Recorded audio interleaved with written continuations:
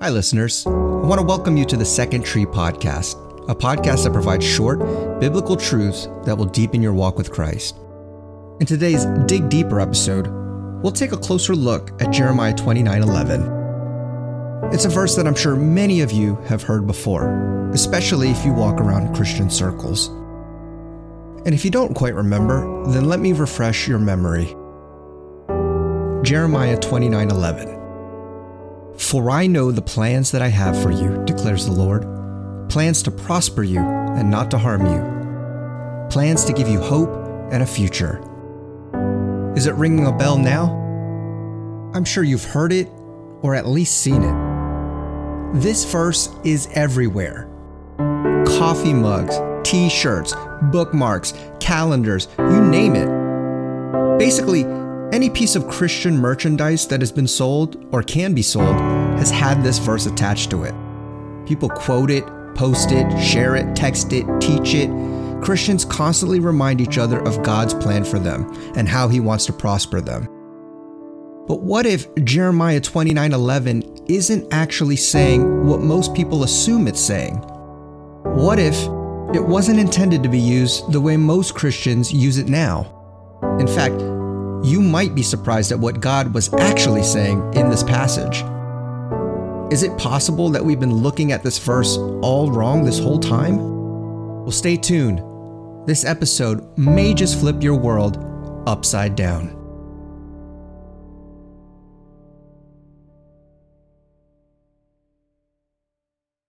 Christians are constantly teaching each other and reminding each other of God's plan for them and how He wants to prosper them. And that's probably why it's so popular. I mean, who doesn't want to be prosperous? The problem is we strip the verse, in fact, any verse, of all its true power and significance by removing it from its context.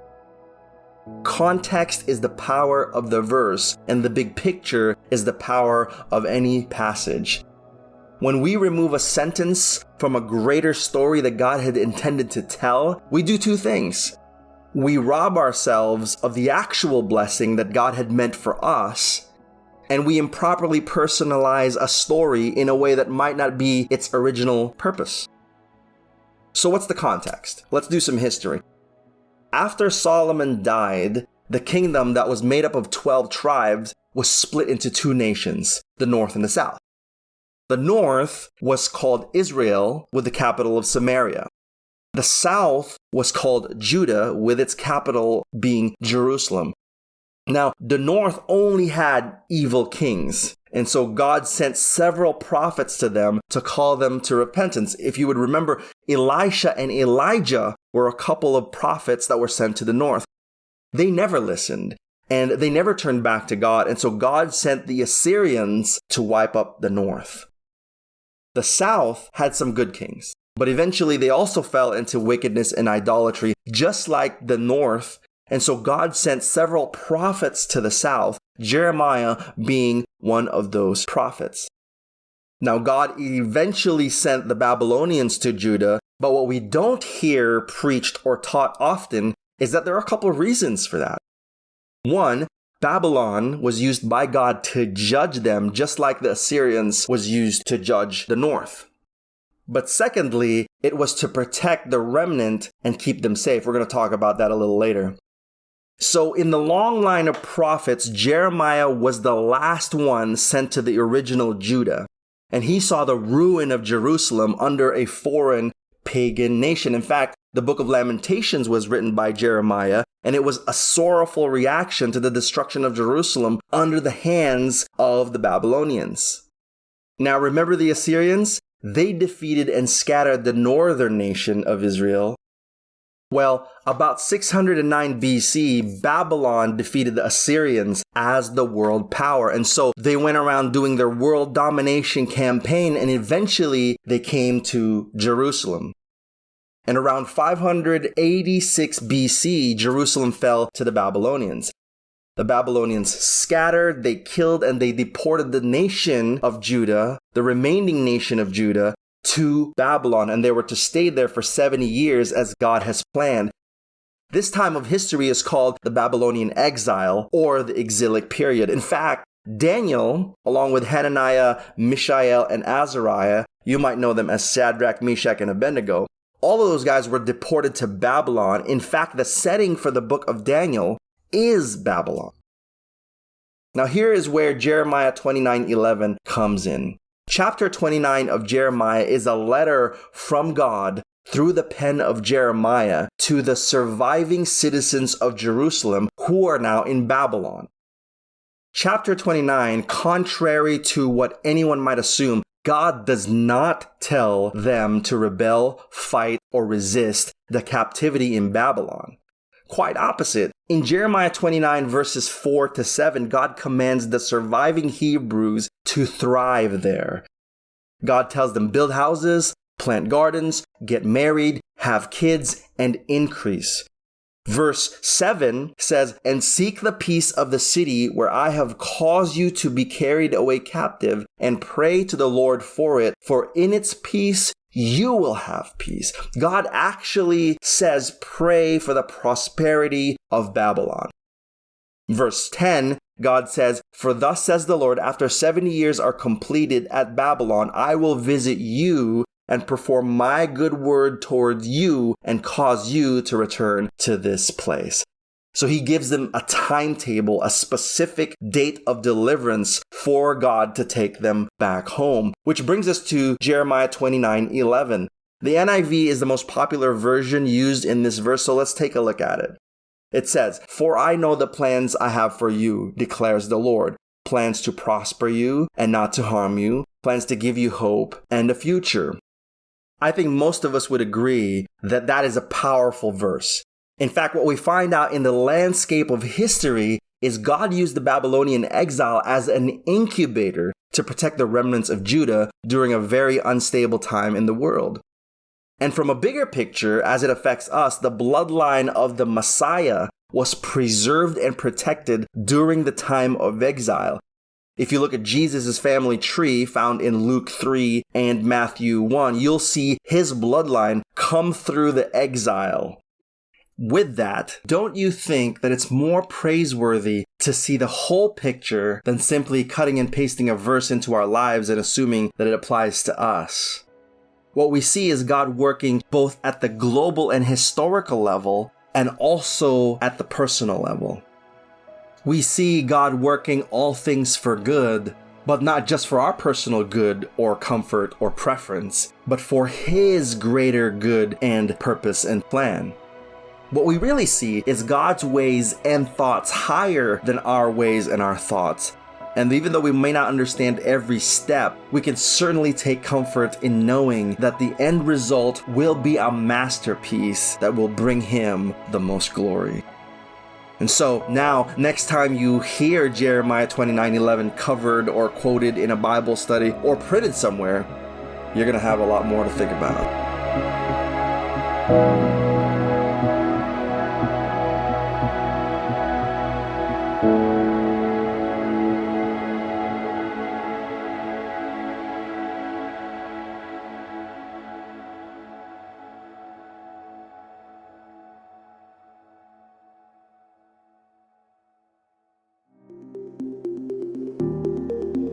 The topic of faith has become a giant cliche in the world of Christianity.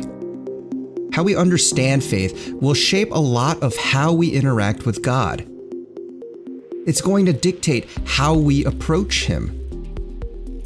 It's even going to determine some aspects of our joy because of how we think God perceives faith. Does God need us to have great faith? Can we even have great faith? What if we have weak or little faith? Does that block God from moving or doing what He aims to do? What if we've been looking at this subject of faith entirely wrong? Let's dig a little deeper as we explore one of the epic stories of Jesus' ministry in the midst of a storm and how that sheds light on the subject of faith.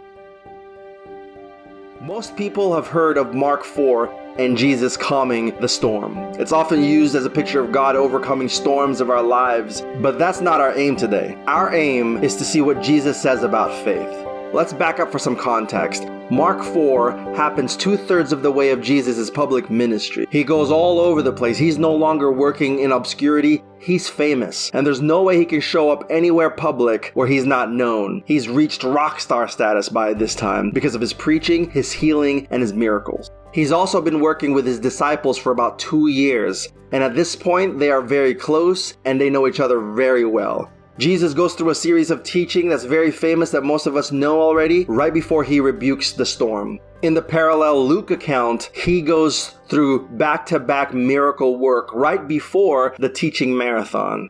So imagine traveling by foot all over the country, stopping to help people, preaching for hours and hours. That's enough to drain anybody. And that's exactly what happens to Jesus right before he goes in the boat. And we'll see later that he's asleep because he's super tired from all the ministry work that he's been doing. I want you to keep 2 things in mind before we set sail. Number 1, Jesus knows exactly what's going to happen, including the massive storm that will meet them in the middle of the sea. Number 2, he knows his disciples, who they are, their limits, their strengths, their capabilities, and even the level of their faith.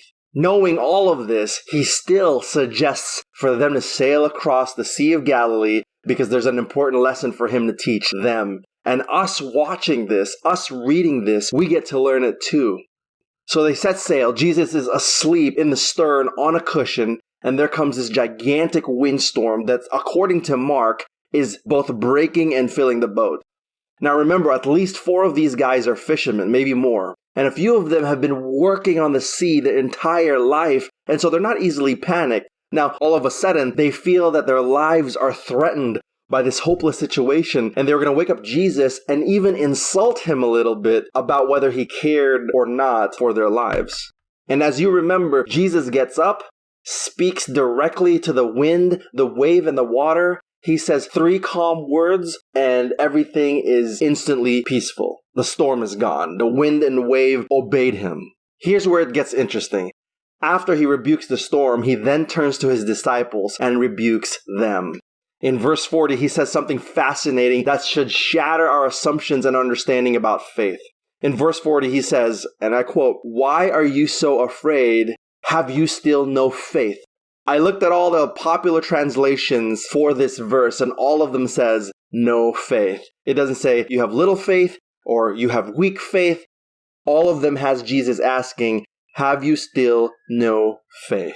Usually when this story is taught, it's talking about the storm and God's power and how nature obeys the Lord and 10,000 other things, but it's very rarely talking about this verse and what it implies. This is where we shatter a lot of the cliches and assumptions. Oftentimes, we talk about our faith as an obstacle to God's work, as if God can't do something if we don't have great faith. But that's not the case here. That's not what the verse says. Jesus rebukes them for having no faith. And even if he was exaggerating, which I don't think he was, he would still be rebuking them about their weak or little faith. But despite their non-existent faith, Jesus still does the miracle. Think about the ramifications of this idea. Think of all the times that you felt horrible when you doubted or when you felt it was hard to believe and how you felt responsible that God was unable to do something miraculous or amazing. This reality should release us from this unrealistic, unbiblical, and frankly wrong understanding of faith. One other quick example. In Mark 9:24, a father comes up to Jesus begging him to help his son who was demon-possessed. And the man said to Jesus, I believe, but help my unbelief. That is a profound statement, and whatever else that means, at the very least it meant that he had imperfect faith. And how did Jesus respond? Does Jesus say, sorry, I would really love to help, but I just can't because you have imperfect faith? No. In the very next verse, he does what the man asks him. There are so many other biblical examples of God moving and acting towards his own good pleasure and plan, and he was not hindered by people's unbelief or imperfect faith. So the question remains, is perfect, doubtless faith, even great faith, are those things essential for God to do what he intends to do? Now, hopefully the next time that question is asked, you're going to have a lot more to think about.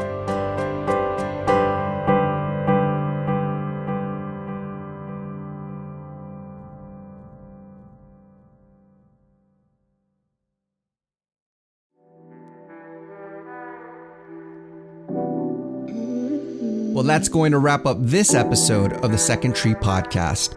If you enjoyed this episode, then consider donating on our website at www.secondtreepodcast.com. All proceeds directly support this podcast and all of the other Second Tree Ministry projects.